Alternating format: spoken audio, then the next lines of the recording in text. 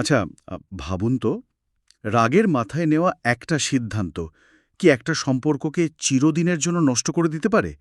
আমরা সবাই হয়তো এমন পরিস্থিতির মধ্যে দিয়ে গিয়েছি, যেখানে রাগের কারণে এমন কিছু বলে ফেলি বা করে ফেলি যা পরে শোধরানোর সুযোগ থাকে না।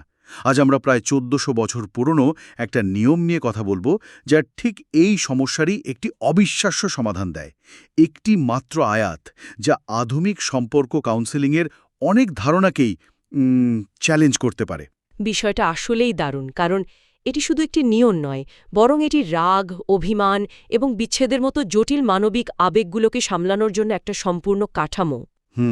এর মাধ্যমে আমরা দেখব কিভাবে একটি প্রাচীন নির্দেশনা একটি পরিবারের কাঠামো রক্ষা এবং ন্যায়বিচার নিশ্চিত করার জন্য কতটা গভীরভাবে চিন্তা করেছে। এটা কেবল একটা আইন নয়, এটা মানে সম্পর্ক ব্যবস্থাপনার একটা দর্শন। তাহলে চলুন সেই কেন্দ্রবিন্দুতে প্রবেশ করা যাক। আমরা কথা বলছি পবিত্র কোরআনের সূরা আল বাকারার ২২৬ নম্বর আয়াত নিয়ে। লিল্লাযীনা ইউলুনা মিন নিসাইহিম তারাব্বুসু আরবাআতি আশহুর ফাইন ফাউ ফাইন্নাল্লাহা গফুরুর রহিম। এর সহজ বাংলা অনুবাদটি হল, যারা তাদের স্ত্রীদের থেকে আলাদা থাকার শপথ করে তাদের জন্য অপেক্ষার মেয়াদ ৪ মাস। অতঃপর যদি তারা ফিরে আসে তবে নিশ্চয়ই আল্লাহ ক্ষমাশীল, দয়ালু। বেশ, আয়াতটি তো শোনা হলো। আপাতদৃষ্টিতে এটা একটা সাধারণ নিয়ম মনে হতে পারে, কিন্তু এর আসল ব্যাপারটা কি? এর পেছনে এমন কী ছিল যে একটা নির্দিষ্ট নিয়ম তৈরি করতে হলো? এটা ঠিক কোন সমস্যার সমাধান করছিল? এটাই সবচেয়ে গুরুত্বপূর্ণ প্রশ্ন। এই নিয়মটি কেন এলো তা বুঝতে হলে আমাদের এর ঐতিহাসিক প্রেক্ষাপট বা শানে নুজুল জানতে হবে। এর পেছনের গল্পটা জানলেই এর আসল শক্তিটা বোঝা যাবে। প্রাচীন আরব সমাজে, মানে জাহেলিয়াতের যুগে, পুরুষদের হাতে একটা ভয়ঙ্কর মানসিক অস্ত্র ছিল। আচ্ছা। তারা যখন স্ত্রীর ওপর রেগে যেত তখন তাকে তালাক দিত না, কিন্তু তার সাথে সমস্ত সম্পর্ক ছিন্ন করার শপথ করত। মানে সম্পর্কটা আনুষ্ঠানিকভাবে শেষও হচ্ছে না, আবার স্বাভাবিকও থাকছে না। এক ধরনের ঝুলন্ত অবস্থা। ইলা, এটা ছিল এক ধরনের নীরব নির্যাতন। স্ত্রী না বিবাহিত না তালাকপ্রাপ্তা, সে এক অনিশ্চিত জীবনের মধ্যে আটকে যেত। বছরের পর বছর কেটে যেত, কিন্তু তার কোনো মুক্তি ছিল না। সে অন্য কোথাও বিয়ে করতে পারত না, আবার স্বামীর অধিকারও পেত না। ওহ। ইসলাম এসে এই মানসিক অস্ত্রটাকে একটা সময়সীমা দিয়ে ভোঁতা করে দিয়েছে। অবিশ্বাস্য। তার মানে এই আয়াতটি শুধু একটি নিয়ম তৈরির জন্য আসেনি, বরং সমাজের একটা গভীর অন্যায় রীতিকে।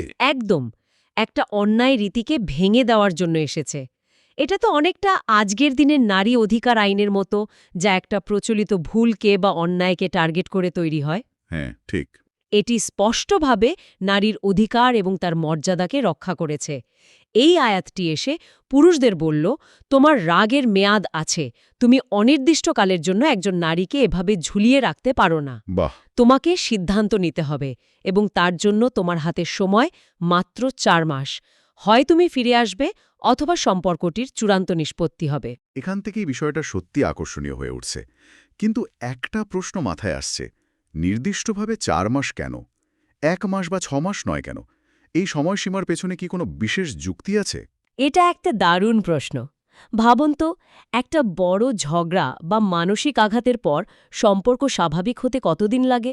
একদিনে হয়তো রাগ কমে, কিন্তু অভিমান ভাঙতে, বিশ্বাস পুনরুদ্ধার করতে সময় লাগে। তা তো বটেই।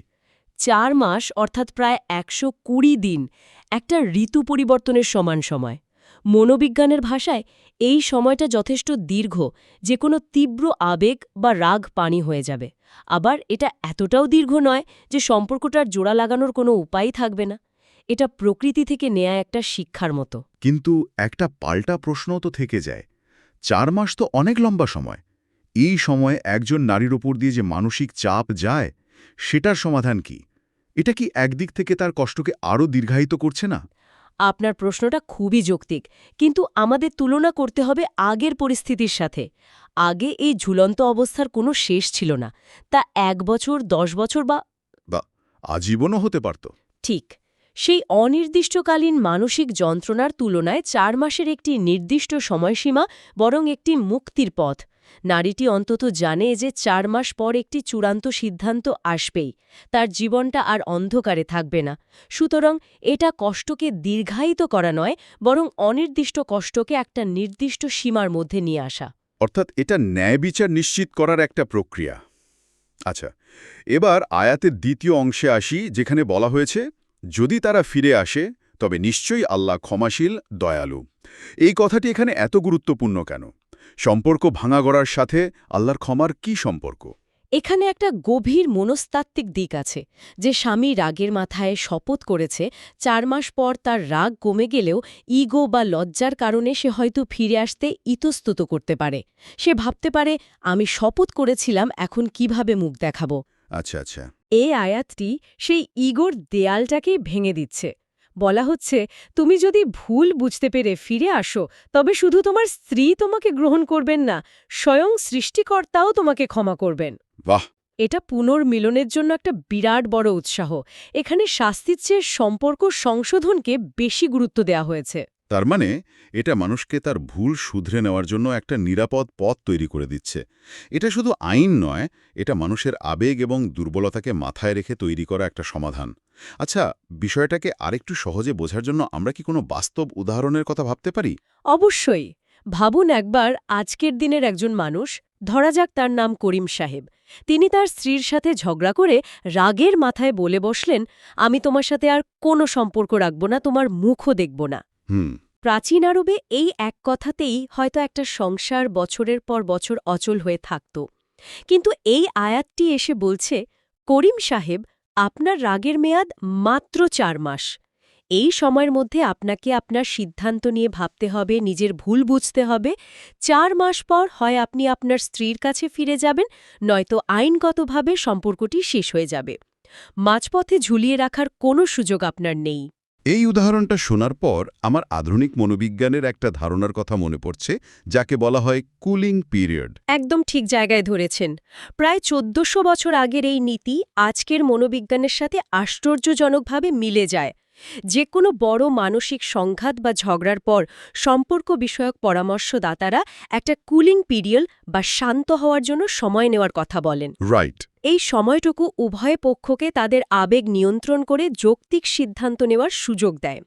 এই ৪ মাস মূলত একটি কাঠামোবদ্ধ এবং বাধ্যতামূলক কুলিং পিরিয়ড হিসেবে কাজ করে, যা সম্পর্ককে স্থায়ী ক্ষতি থেকে রক্ষা করে। আশ্চর্য ব্যাপার। তার মানে এই নিয়মটা শুধু ধর্মীয় বা সামাজিক নয়, এর একটা গভীর মনস্তাত্ত্বিক ভিত্তিও আছে, যা এখনকার বিশেষজ্ঞরা বলছেন। এটা তো ভাবাই যায় না। আর যদি আমরা সমাজবিজ্ঞানের দৃষ্টিকোণ থেকে দেখি, পরিবারের উপরের প্রভাব কি? সমাজবিজ্ঞান বলে, পরিবার হল সমাজের মূল ভিত্তি। স্বামী স্ত্রীর একটি অস্থিরশীল বা ঝুলন্ত সম্পর্ক শুধু তাদের দুজনের মধ্যে সীমাবদ্ধ থাকে না। ঠিক। এর মারাত্মক মানসিক প্রভাব পড়ে সন্তানদের উপর। একটি পরিবারে যখন শান্তি থাকে না, তখন সেই অশান্তি পুরো সমাজে ছড়িয়ে পড়ে। একটি অস্থিতিশীল পরিবার একটি অস্থিতিশীল সমাজের জন্ম দেয়। ইসলামে ৪ মাসের সীমা নির্ধারণ করে মূলত পারিবারিক স্থিতিশীলতাকেই রক্ষা করতে চেয়েছে।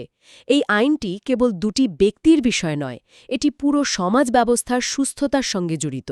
তাহলে পুরো ব্যাপারটা যদি আমরা গুছিয়ে আনি, বিষয়টা কি দাঁড়ালো?